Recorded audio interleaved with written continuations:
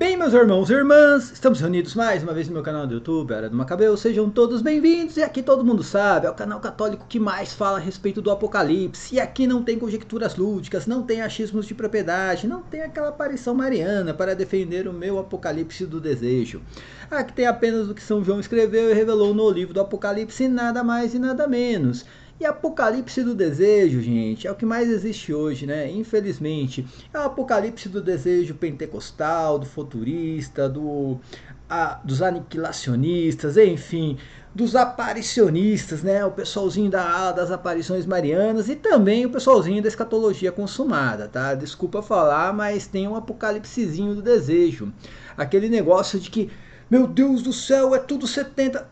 Gente, pelo amor de Deus, né? Vamos tratar as coisas com seriedade. Ontem eu estava assistindo o vídeo do nosso grande amigo da escatologia consumada, o pastor Erivelto, e vou te falar uma coisa, é uma confusão, gente, é uma confusão. Como eu falei, eu duvido muito que alguém que tenha assistido ou alguém que assista os vídeos dele consiga explicar os vídeos depois, porque é uma confusão, é uma coisa que vai aqui, vai ali, pega versículo isolado daqui, versículo isolado dali, tira do contexto, sabe?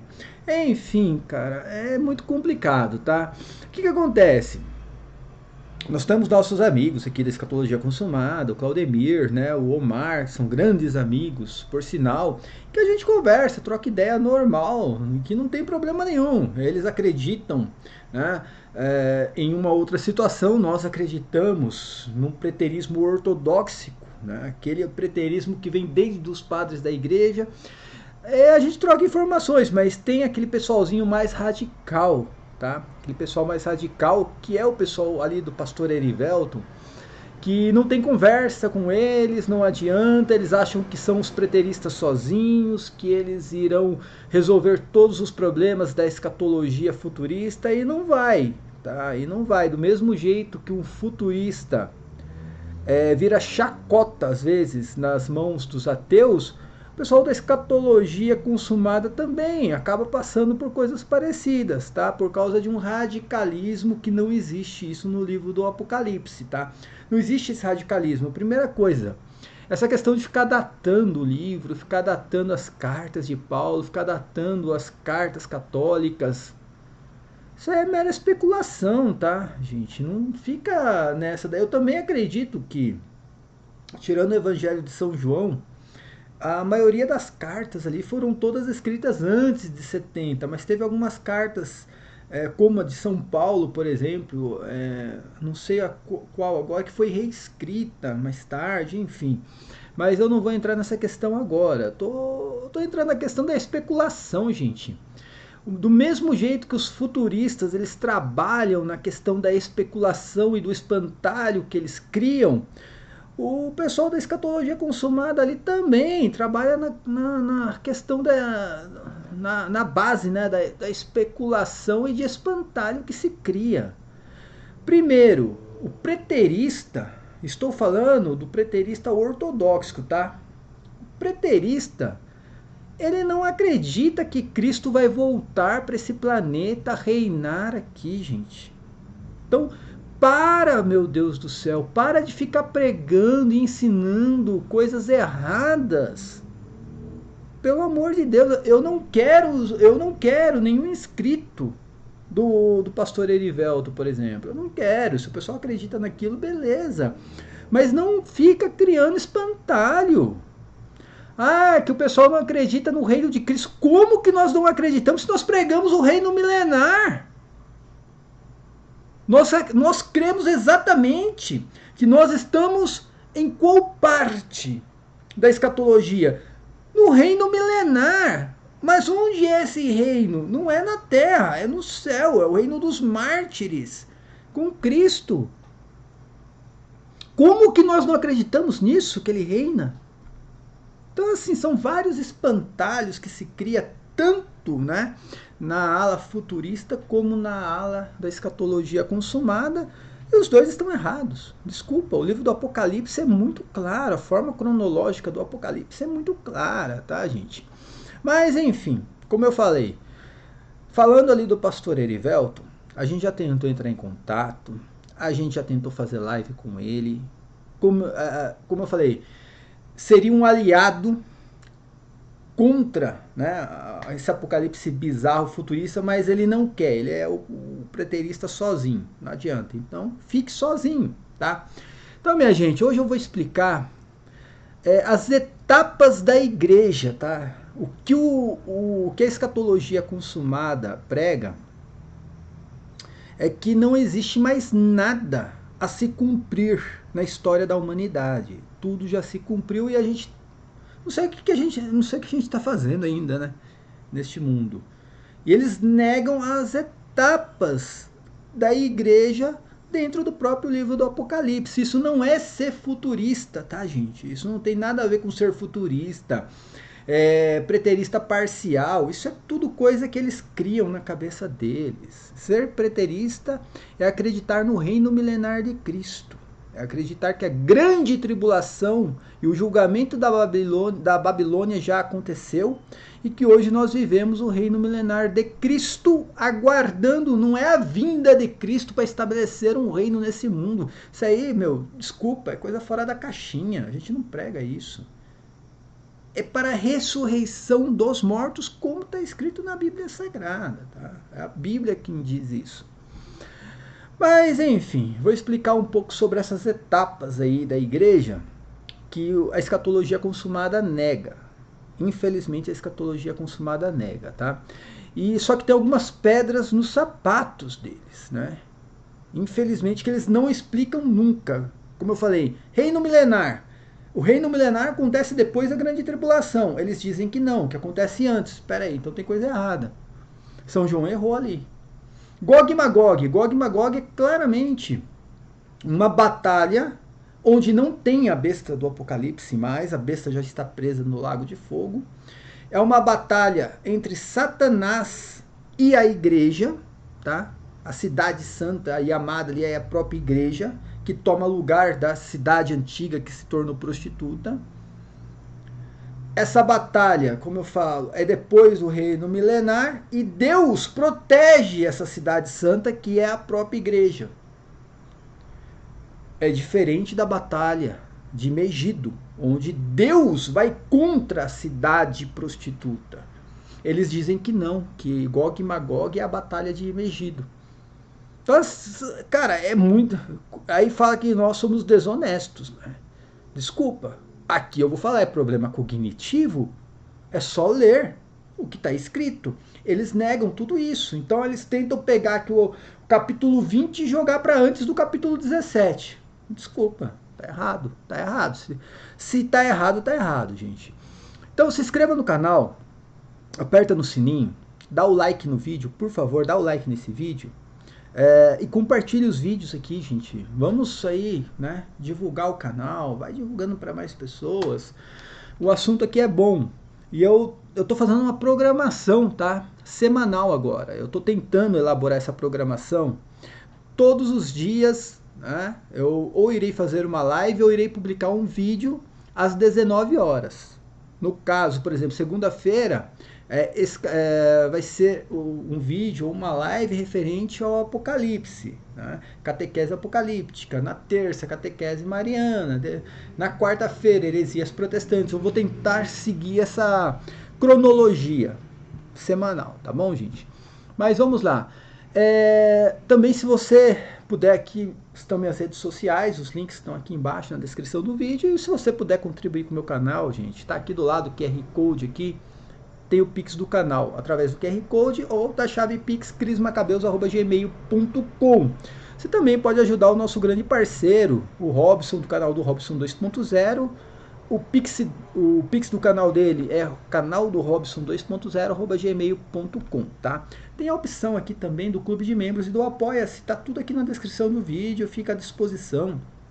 A forma que você quiser contribuir e ajudar com o canal, a gente já está satisfeito, tá? Então vamos lá, minha gente. O preterista ortodoxo, ele não prega futurismo, tá? A gente não prega futurismo. O pessoal fala, não, mas vocês são futuristas também. Não tem nada a ver com futurismo.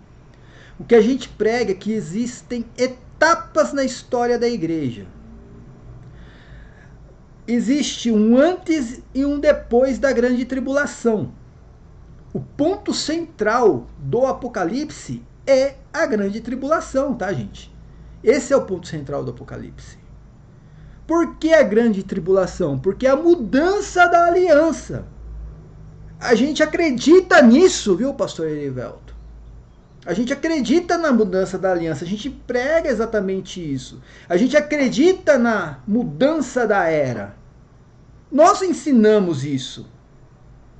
E eu posso dizer que eu ensino isso antes do senhor, tá? Eu tenho certeza que o meu site, quando eu coloquei o meu site no ar, você nem pensava em ter um canal no YouTube. Então eu já ensino preterismo antes do senhor, pastor Erivelto. Só que eu ensino preterismo ortodoxo. Eu não invento um preterismo para poder radicalizar as coisas, no qual eu não vou conseguir nunca interpretar as escrituras do modo que eu penso. Eu tenho que interpretar as escrituras como elas foram escritas, tá? Então existem etapas na igreja. Existe a etapa da igreja antes da grande tribulação, que é a etapa da igreja pregando o evangelho no oicumene, aquela etapa da igreja perseguida, né, dos mártires ali do primeiro século, e nós temos as etapas da igreja pós-grande tribulação, que entra no quê? No chamado reino milenar, o reino dos mártires. O reino milenar não é o reino eterno de Cristo. O reino eterno de Cristo já existe antes da grande tribulação. O reino de Cristo nunca deixou de existir. Quando ele está lá perante Pilatos, ele fala, meu reino não é deste mundo. Ou seja, já existe o reino dele. O reino milenar é um reino dentro do reino de Cristo. A gente já explicou isso daí. É o reino dos mártires. Ele é no céu, não é na terra. Aqui no planeta Terra, isso aqui está fadado ao desaparecimento total. Quem nega isso daí também nega uma verdade, tá? Por quê? Porque realmente um dia o planeta Terra vai desaparecer. Não é uma questão nem de ser religioso ou não, tá? Não adianta ficar usando o versículo do Antigo Testamento que fala de Israel, onde fala, né? Geração passa, geração vem, a Terra permanece para sempre. Está falando de Israel, não está falando do planeta Terra. Onde já se viu um preterista usar o termo Terra para o planeta. Então um dia realmente vai desaparecer esse planeta. Isso é fato. Quando? Vai durar muito tempo, claro. É claro, tá? Mas existem etapas na igreja, tá? Essa é a realidade. Quais são as etapas da igreja pós-grande tribulação? É isso que nós pregamos, é isso que nós ensinamos e está descrito no Apocalipse. O Apocalipse não nega essas etapas da igreja. Qual é a etapa da igreja? É esse reino dos mártires reinando com Cristo no céu. É a primeira ressurreição. Mostra que essa ressurreição é uma ressurreição espiritual mesmo. É a ressurreição da alma. Este reino dos mártires, onde Satanás é preso, até o fim deste reino, que termina na batalha de Gog e Magog, que é uma batalha espiritual entre Satanás e a igreja, no qual essa batalha nem existe, para falar a verdade. O texto diz que Satanás se prepara para atacar a cidade santa, tá? Não é a prostituta, é a cidade santa. A cidade santa é a Nova Jerusalém. A cidade de Jerusalém antiga, terrena, que foi destruída, era a cidade prostituta. E Satanás se prepara para atacar a cidade, mas Deus vem antes e devora Satanás. Tá? Não devora a cidade como o senhor prega, que o senhor está errando na leitura. O senhor está errando ali. Eu não sei se é proposital, mas o senhor está errando. Porque diz que Deus vem e devora Satanás. Não é devorar a cidade santa, os habitantes da cidade. E diz que ali a besta já estava no lago de fogo há muito tempo depois disso. Né? Enfim, olha as etapas. Tá? Depois dessa provação final de Gog e Magog, que termina o reino milenar, o reino dos mártires, vem um outro juízo. É o que está escrito. É o que está escrito. Vem esse outro juízo. E é um juízo universal da humanidade. Onde entra ali as pessoas que já morreram, os mártires, aqueles que fazem parte da igreja e depois os pagãos. O mar também entrega os seus mortos. É muito claro a sequência do julgamento. Isso aí não é que é uma segunda vinda de Cristo para reinar nesse planeta. Não tem reino nenhum nesse planeta. É Cristo apenas buscando os seus para fazer este julgamento, esse juízo universal da humanidade. Não é o juízo da grande cidade. A grande cidade foi antes do reino milenar. Então, se tem alguém negando alguma coisa, é o pessoal da escatologia consumada, que nega o reino milenar dos mártires. É negado isso dentro da escatologia consumada. É negado que hoje os mártires reinam com Cristo, lá no céu. Infelizmente. Não sei como que vocês conseguem não enxergar isso lá dentro do Apocalipse. Mas o que acontece, gente? Eu fiz uma indagação, o Robson também, para o pastor Erivelto, sobre o mar. Porque ele diz que o Apocalipse está tudo cumprido, que não sei o quê, que já tudo se cumpriu. Né? O Apocalipse 21 já desceu a noiva do céu, a cidade santa, a Nova Jerusalém. A Nova Jerusalém, ela já existe, ela está no céu. O que acontece é que vai chegar um dia que aqui a igreja militante, essa igreja vai desaparecer. E só vai permanecer o quê? O espiritual, que é a Nova Jerusalém do céu. É isso que vai acontecer um dia. Tá? Mas ele diz que tudo isso já aconteceu num mundo que ainda existe. Existe o islamismo, existem os povos pagãos. E ele tentou dar uma explicação ridícula a respeito do porquê o meu questionamento. Tá? Qual foi o meu questionamento, gente? Deixa eu colocar aqui a Bíblia para vocês, tá? Apocalipse 21 vai falar aqui: vi então o quê? Um novo céu e uma nova terra. Exatamente, a gente já sabe do que se trata. É a Nova Jerusalém, a igreja celestial. Pois o primeiro céu e a primeira terra desapareceram, e a questão é aqui, ó, o mar já não existia. Quando ele viu apenas o novo céu e a nova terra, ele diz que o mar deixa de existir. E esse foi o meu questionamento. Por quê? O que significa esse mar deixar de existir? Significa que um dia, né, não haverá mais os povos pagãos. Todo mundo sabe que mar representa o quê? Os povos pagãos, as nações, né, fora do escopo religioso cristão. Então, neste momento em que João ele percebe que não vai existir mais nada material e tudo é espiritual, que só vai ter a Nova Jerusalém, o novo céu, a nova terra, ele diz que o mar deixa de existir. Até este momento, o mar existe ainda. E quando que o mar deixa de existir? Exatamente aqui no juízo universal, no capítulo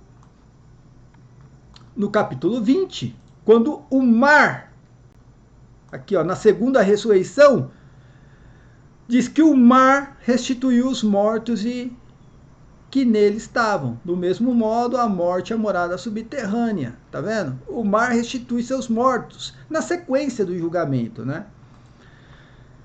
Prestar atenção que depois desse juízo, o mar deixa de existir, só permanece o quê? O novo céu e a nova terra, que é a Jerusalém celestial, que é a igreja celestial. Então, esse é o meu questionamento, né, para o pessoal da escatologia consumada. Se você está falando que essa etapa da igreja já se cumpriu, então nós não temos mais os povos pagãos. Acabou os povos pagãos, é isso? Aí ele veio com uma, sabe, com uma interpretação que é ridícula, né? Ah, mas é que São Paulo disse que já não há mais judeus nem gregos, nem judeus nem pagãos, que é todo mundo em Cristo agora. Meu Deus do céu, gente. Por isso que acabou a barreira entre os judeus e os povos pagãos. Por isso mesmo, por isso que o mar já não existe mais. Gente, tenha santa paciência, né? Aqui é coisa séria. Isso aqui é uma coisa... o preterismo é coisa séria. Isso aqui não é brincadeira, não. O que São Paulo está falando é sobre circuncisão. São Paulo está falando sobre circuncisão.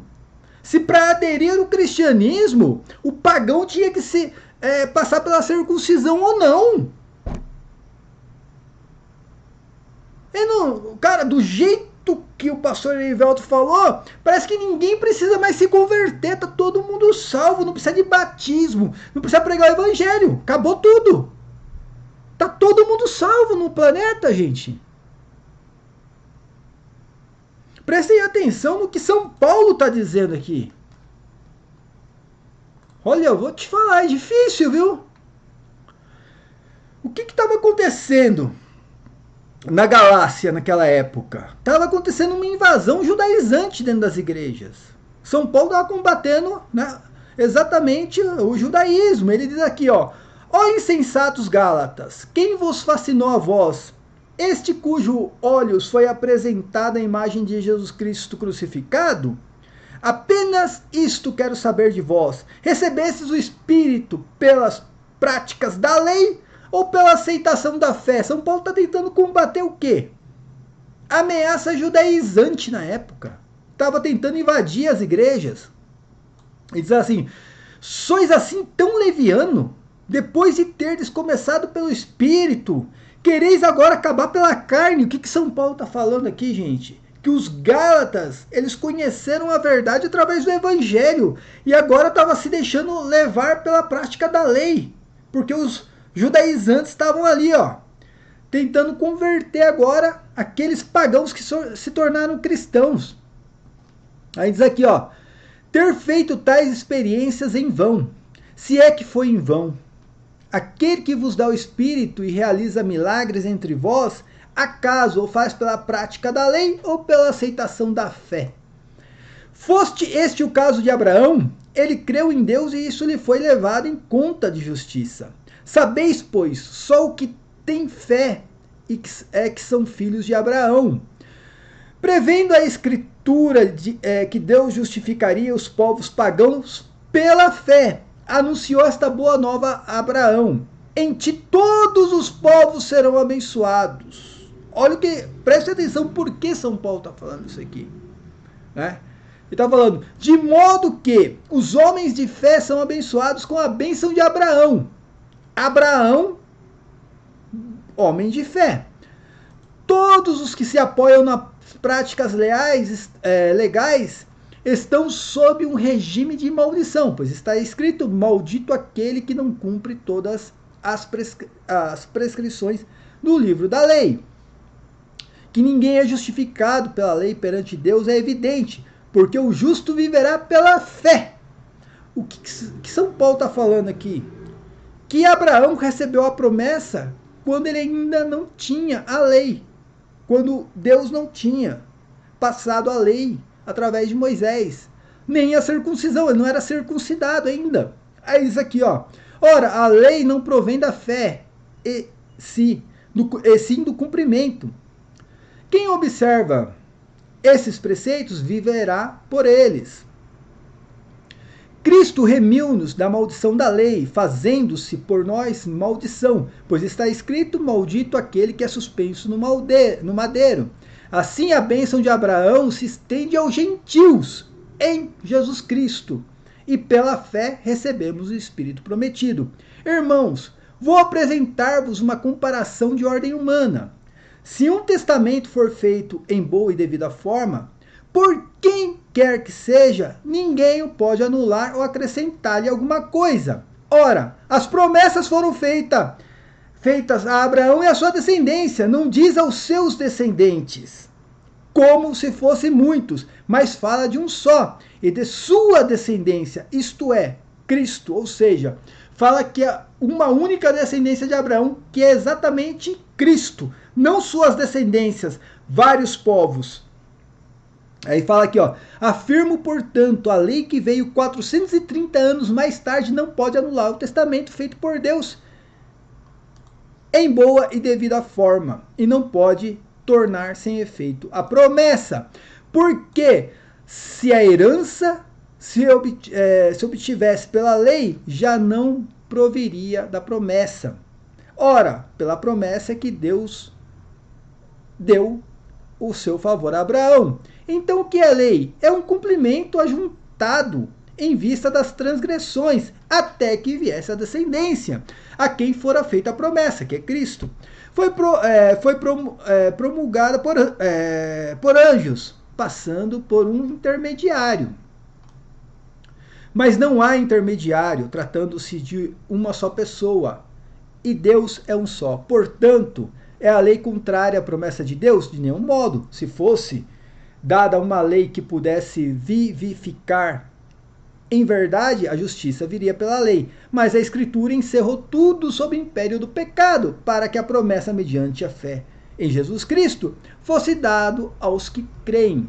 Antes que viesse a fé, estávamos encerrados sob a vigilância da lei, esperando a revelação da fé. Assim, a lei se tornou pedagogo encarregado de levar-nos a Cristo, para sermos justificados pela fé. Mas, depois que veio a fé, já não dependemos do pedagogo, que é a lei. Só dependemos de Cristo. Porque todos sois filhos de Deus pela fé em Jesus Cristo. Todos vós que fostes batizados, preste atenção, todos vós que fostes batizados em Cristo, vos revestistes de Cristo. Está falando aqueles que passaram pelo batismo, tá, gente? Então é o pagão que passou pelo batismo. Aí entra nisso daqui, ó. Já não há judeu nem grego, nem escravo nem livre, nem homem nem mulher, pois todos vós sois um em Cristo. Mas tem que passar pelo batismo, cara. Senão continua sendo pagão ainda.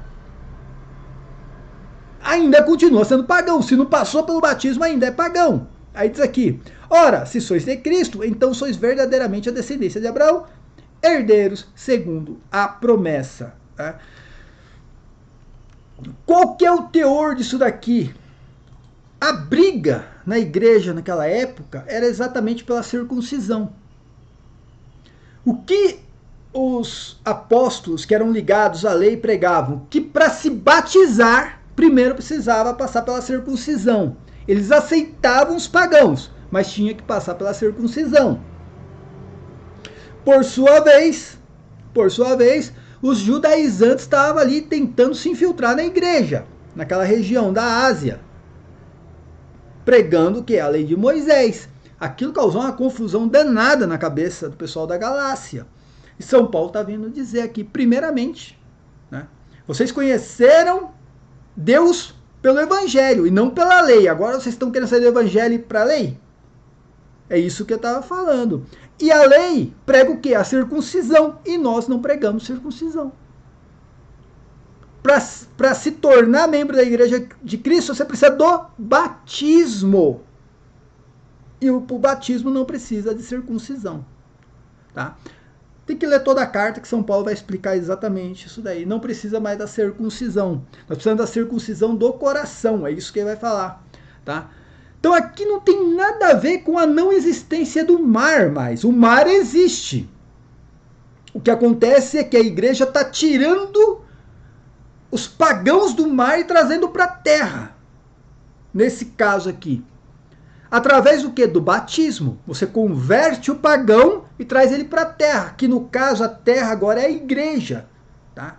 Novos céus e novas terras. Tá? Ou novo céu e nova terra, que é a Jerusalém celestial, que é a igreja celestial. Então, neste processo, é o processo de tirar o pagão do mar e trazer para a terra. Enquanto o cabra não passar pelo batismo, ele continua no mar.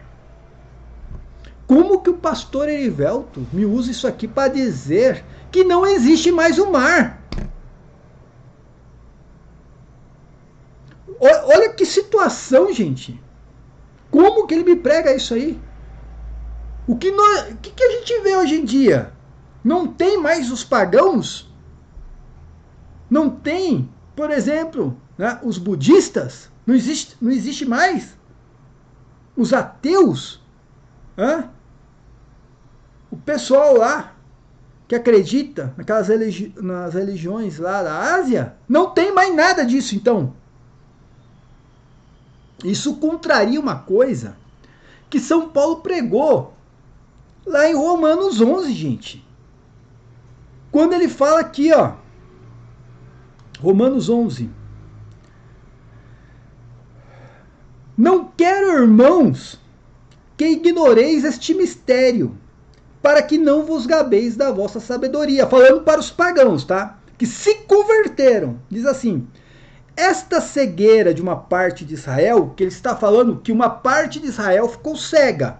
Tem aquela parte de Israel, deixa eu colocar aqui, tá, gente? Ele está falando que tem uma parte de Israel que se converteu para o cristianismo. Já passou para Nova Jerusalém. Mas tem outra parte que ficou cega. E ele está falando aqui que esta cegueira de uma parte de Israel só durará até que haja entrado o quê? A totalidade dos pagãos. O que significa isso aqui que está falando? Esse termo no grego de totalidade significa completo. Ou seja, todos os pagãos um dia se converterão no mundo. Haverá um momento na história da humanidade que todo mundo vai ser católico, tá? É isso que vai acontecer. E ele vai falar, depois que todos os pagãos se converterem, Israel em peso será salvo. Ou seja, essa parte que estava cega vai se converter também e vai ser salvo, como está escrito, né? Virá de Sião libertador e apartará de Jacó a sua impiedade. Agora eu pergunto para o pessoal da escatologia consumada e para o pastor Erivelto, os judeus se converteram já? Você está vendo mesmo a conversão judaica por aí? Aqui está falando que não vai existir mais nem os pagãos e nem os judeus. Vai ser aí sim, todo mundo vai passar pelo batismo. Aquilo que está lá em Gálatas, lá, falando, todo mundo, independentemente da circuncisão, não, todo mundo vai passar pelo batismo. Sem batismo, não, ainda continua sendo pagão, pastor Erivelto. Ainda tem o mar. Quantas pessoas aí não foram batizadas? Quantas pessoas aí não passaram pelo batismo? Você está falando que todas as pessoas aí já são cristãs?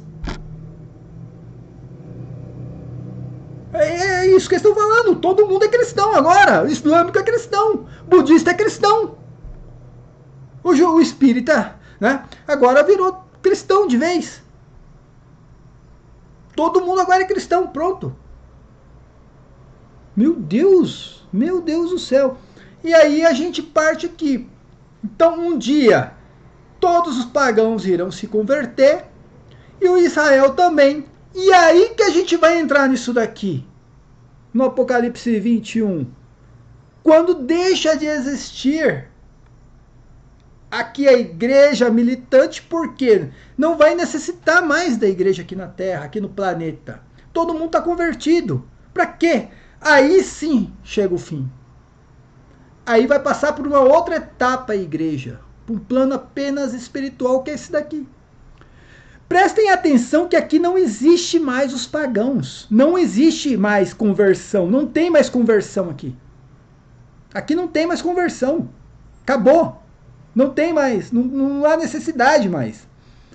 Neste momento, só passa a existir o quê? O novo céu e a nova terra. Só passa a existir o que é espiritual. Pois o primeiro céu, a primeira terra passou e o mar já não existe mais. O mar não existe. O mar já não tem mais. Por quê? Os pagãos se converteram. E ele diz aqui, ó, preste atenção como esse texto é totalmente voltado apenas a Jerusalém espiritual, a Jerusalém, a igreja celestial.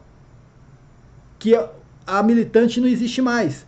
Ela conseguiu o êxito de, né, pregar o evangelho e todo mundo se converter. Aí diz aqui, ó, eu vi descer do céu de junto de Deus a cidade santa, a nova Jerusalém. Prestem atenção, gente. A cidade santa é a nova Jerusalém. A cidade santa é a nova Jerusalém. Deixa eu voltar aqui no Apocalipse 21. Tá? Porque quando vai falar aqui de Gog e Magog, tá aqui, ó. E fala aqui, ó, subiram à superfície da terra e cercaram o campamento dos santos e a cidade querida. Só que não é a cidade prostituta Jerusalém destruída, tá? Isso aqui tá falando da própria igreja celestial. Isso aqui tá falando da igreja Nova Jerusalém. Aqui não está falando mais daquela Jerusalém, porque aquela Jerusalém já foi destruída. Acabou o templo, acabou tudo. Né? Mas o pastor Erivelton Soares, o pessoal da escatologia consumada, eles pregam que isso aqui se trata ainda da Jerusalém prostituta, gente. No Apocalipse, Jerusalém prostituta não é chamada de Jerusalém santa. Não é Jerusalém querida. Voltamos lá no Apocalipse 21. Olha a diferença. Vim descer do céu junto de Deus a cidade santa, a nova Jerusalém. A cidade santa aqui é a nova Jerusalém. Tá? Como uma esposa ornada para o seu esposo. Ao mesmo tempo, ouvi do trono uma grande voz que dizia: eis aqui o tabernáculo de Deus com os homens.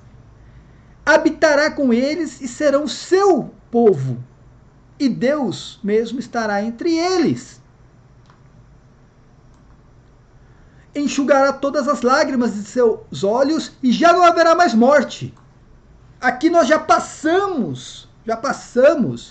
Aqui, puta, eu sempre esqueço que, desculpa gente, eu sempre esqueço de colocar aqui, ó, a parada. Enxugará toda a lágrima dos seus olhos, já não haverá mais morte, porque a gente passou por um outro plano já.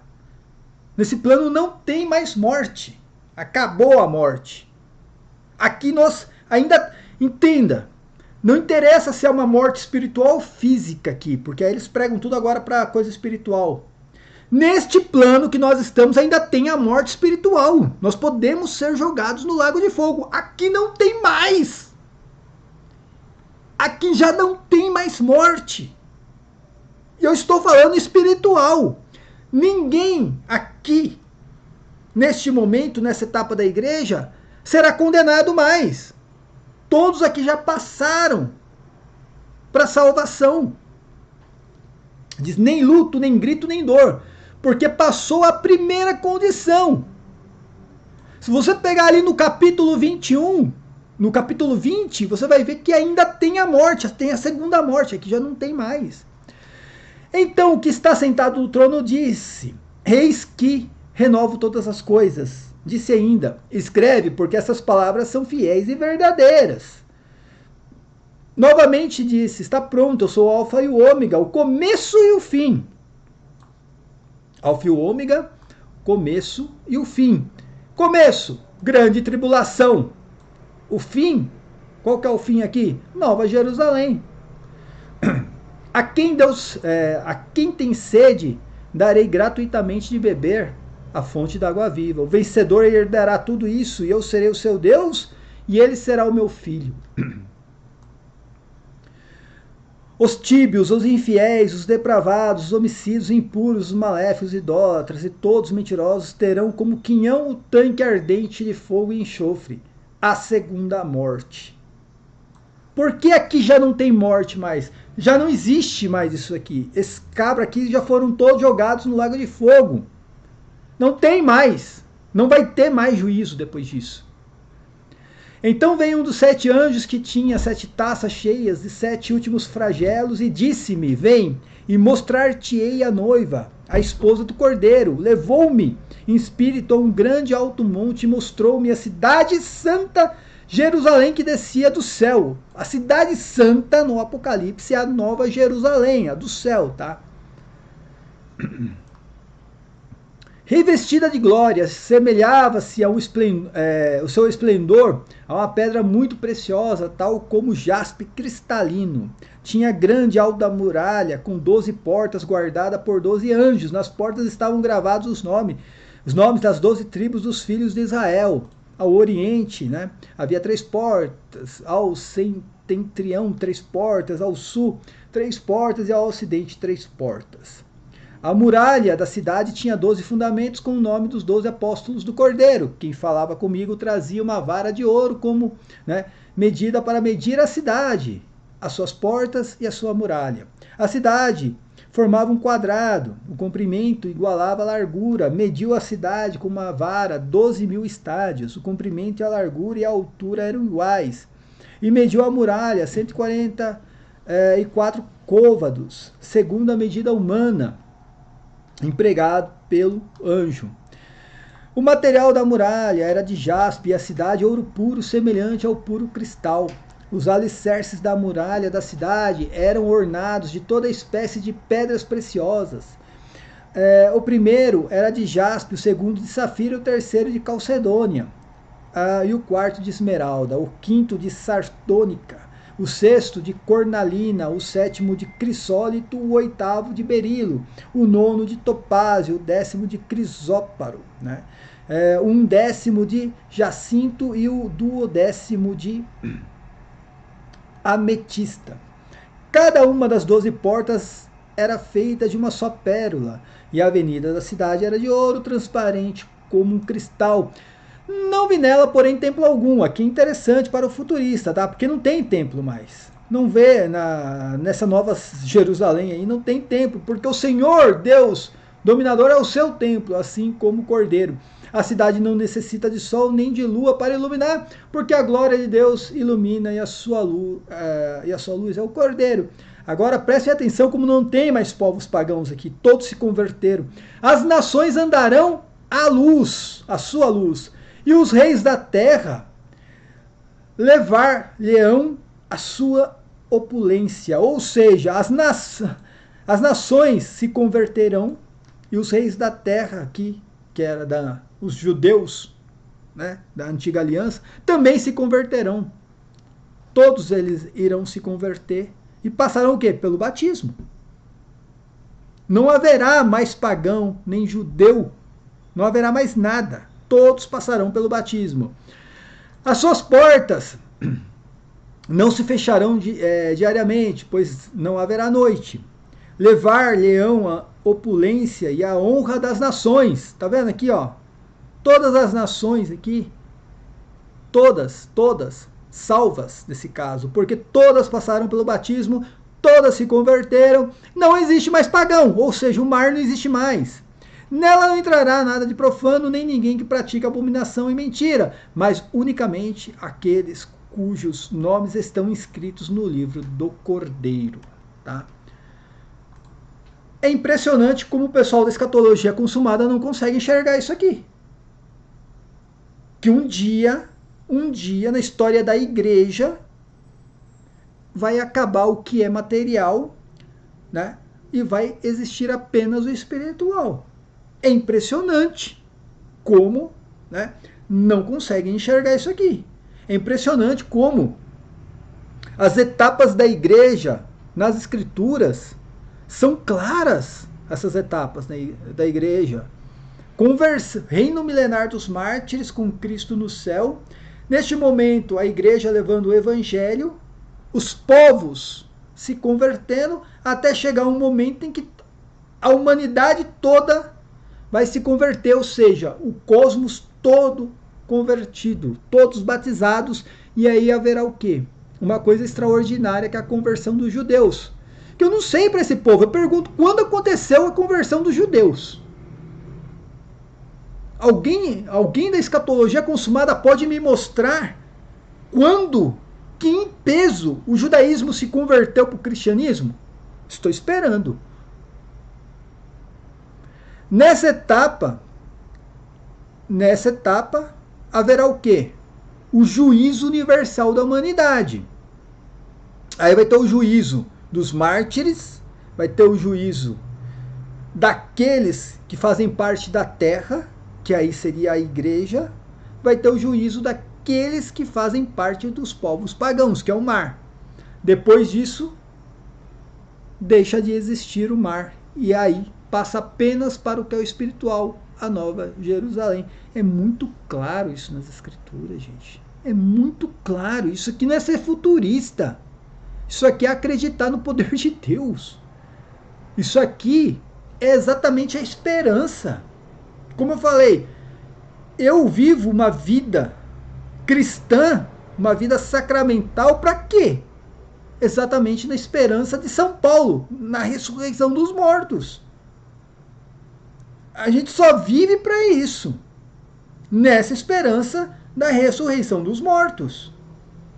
Se não tem mais esperança na ressurreição dos mortos, o que a gente vai fazer? É muito complicado, viu? É muito complicado. Agora, tentar dizer que o mar não existe mais. Espera aí. O mar não existe mais. Se o mar simboliza os povos pagãos, então não tem mais os povos pagãos. Ah, não, mas é que São Paulo falou que não existe mais barreira entre judeus e os pagãos. Claro que não existia. Ele está falando da circuncisão.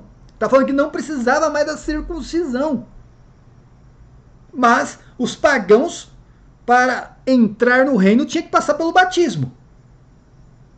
Não é assim. Ah, pronto, tá todo mundo salvo. Pronto, não precisa mais pregar o evangelho. Pastor Erivelto, não precisa mais pregar o evangelho.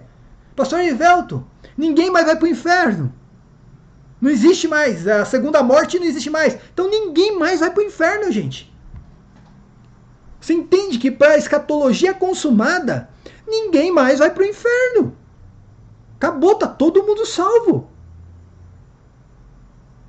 Já aconteceu a segunda ressurreição. Se já aconteceu a segunda ressurreição, já aconteceu o quê? A segunda morte.